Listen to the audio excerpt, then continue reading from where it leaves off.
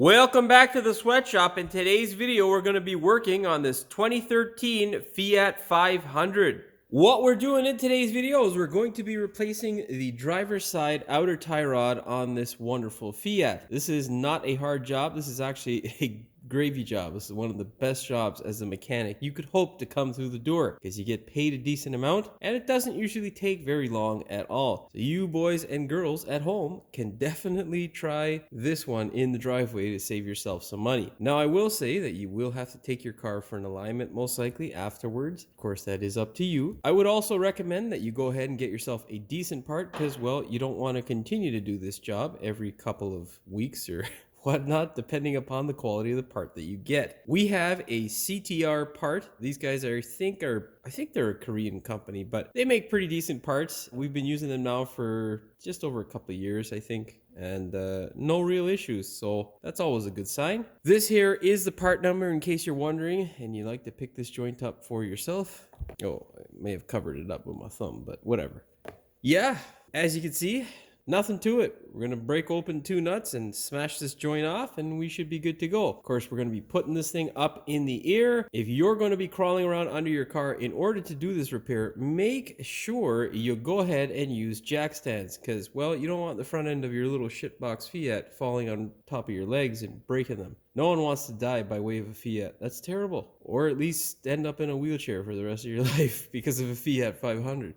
No. Just no. That being said, hopefully you watch the full length of video before you go ahead and tackle the job just to see what issues that tissues just won't solve that I go through in this particular job. Of course, before we get started with today's video, do me a big favor, hit that subscribe button as well as a notification bell so you never miss one of my new videos. Okay, remember, jack stands. Do not get underneath your car without jack stands. Let's put this thing up and take a look and see what's going on with our tie rod. Now, how might you know that you have a bad tie rod? Well, sometimes you'll get a bit of a knocking sound. You might have your alignment that acts a bit funny. It may pull to one side and then the opposite side, just slightly here and there. So if you feel something that feels out of place or just feels loose, it's always a good idea to jack the front end of your car up and go ahead and give it a test. We have two problems on this particular side. One of them will be remedied in another video. But what you want to do whenever checking a front end is grab the wheel top to bottom on the outside of the wheel and shake to see if you have any sort of movement.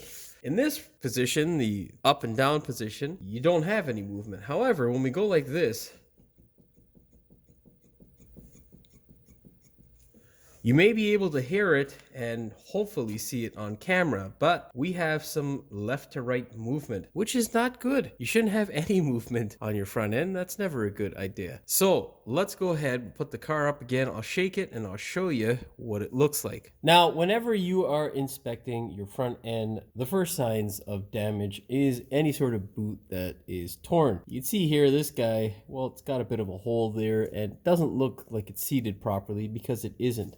There should be a rubber portion that is around the bottom of the shaft for the tie rod. It's not there offering protection, which is probably why this thing is now knocking. So first thing you want to do, look at your boots. As long as they look like they're in decent condition, next thing you want to do is shake the joint. You can see here,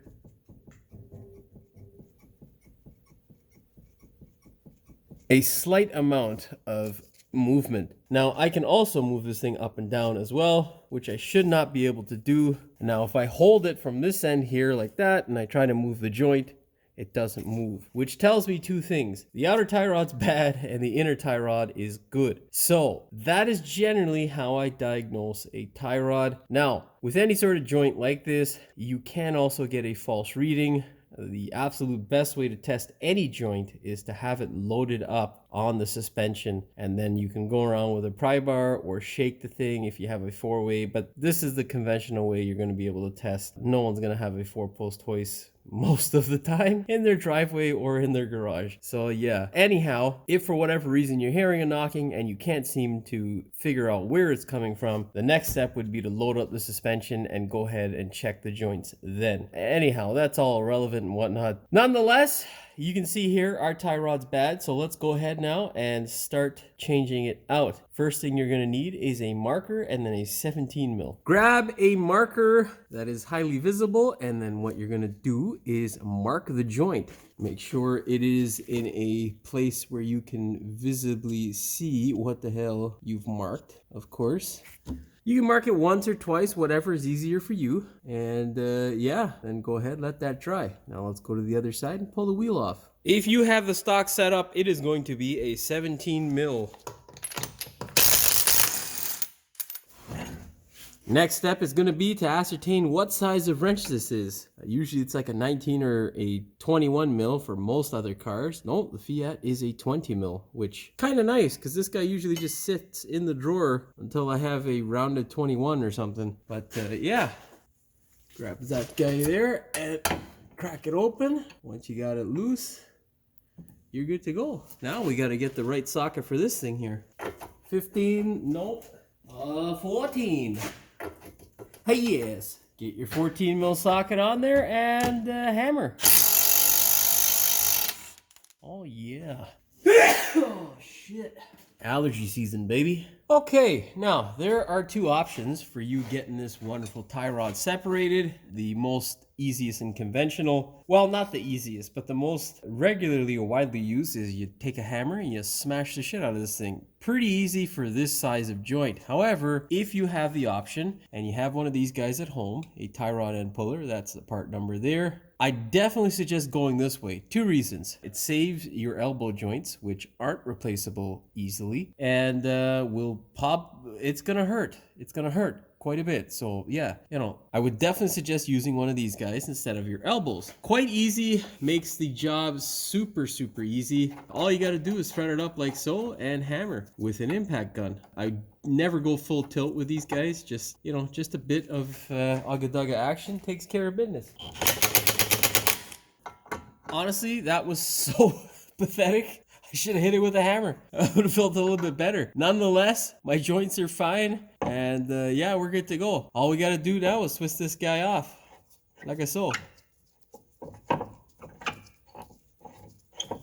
Another thing I'll tell you is they do have a tie rod removal tool, which is nice. However, it's not absolutely necessary, especially for cars like this. You really don't need it. And judging by the way this thing came off, I'd say you probably don't need the the tie rod end puller either. You can just hit it with a hammer and you'd be good to go.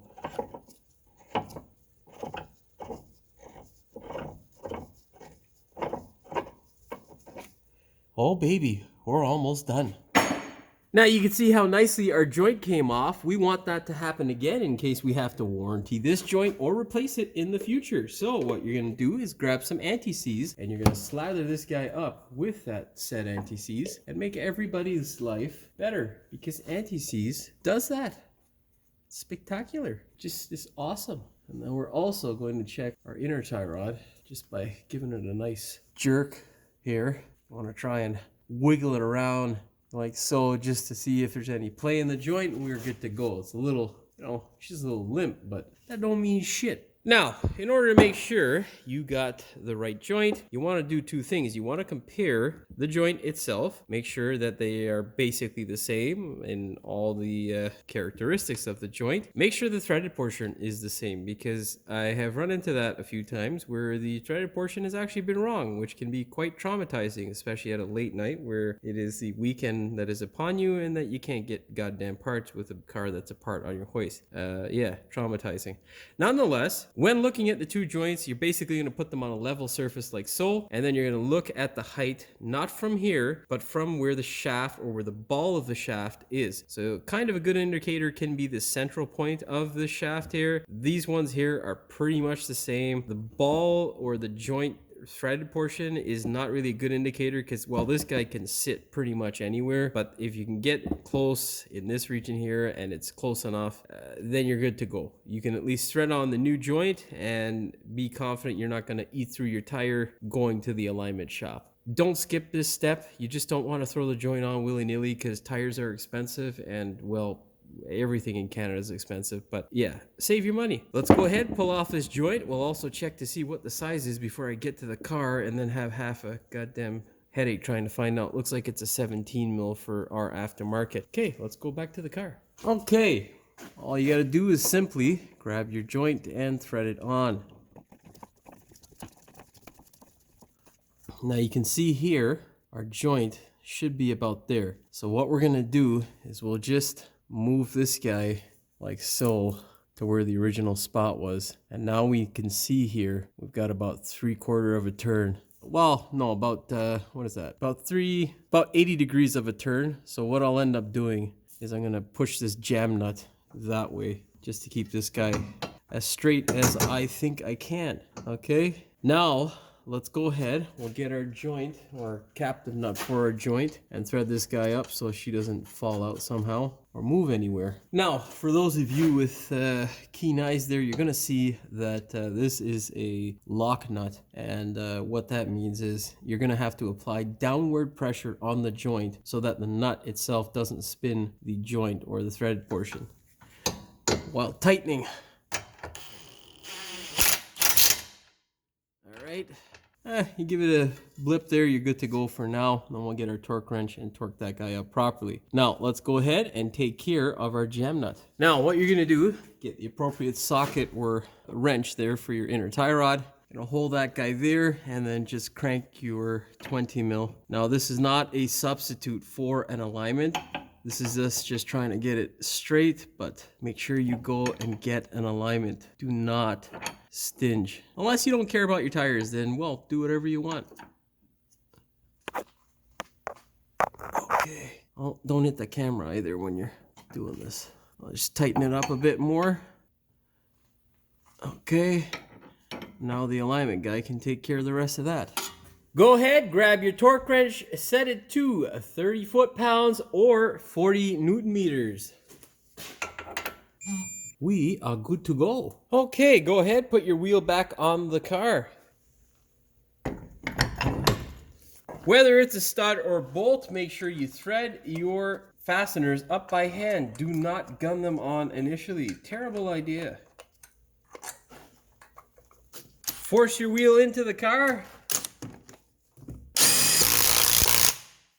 And you are good to go. Now, of course, your last step would be to go ahead and torque your wheel lugs. I'm not going to be doing that because I'm going to have this thing off in about 10 minutes to go ahead and show you the lower control arm or brakes, depending upon what I decide. However, I will give you the torque spec. It is 75 foot-pounds or 100 Newton meters. Now, there are different torque specs for different wheels. So if you have steel or an aluminum wheel, it's different. Make sure you check it out based on your particular application. The way you torque it is pick any random lug or bolt first. You go 1 across, 2 across, 3 across, 4. And then how I finish off is I recheck the torque as 1, 2, 3, and 4, and then you're good to go. Make sure you torque your wheel in that pattern. Make sure you torque your wheel. Do not just gun it on. That is stupid. And you'll be good to go. With our tie rod installed and making sure that there are no other issues, all you got to do is take this thing for a test drive on your way to the alignment shop. Make sure you get an alignment so you don't burn through your tires, and you will be good to go. Hopefully you found the video entertaining as well as informative. If you did, please like, share, and subscribe. Don't forget to hit the notification bell so you never miss one of my new videos. And as always, thanks for watching. We will see you in the next one. Oh, fuck. I also would, if you're going to crawl around under your cart. That being said, hopefully you, just to see what issues, the tissues I go through. If you feel some, God damn it. I'm kind of going into too much depth with most of the, shut the fuck up, Jimmy. Oh, shit. I would definitely suggest using one of these. You're not looking for the height of the two joints from this perception or this perception. What? So that oh, fuck. Now, of course, your last step would go with our tie rod install. The only thing left to do is to go ahead and take this thing for a test.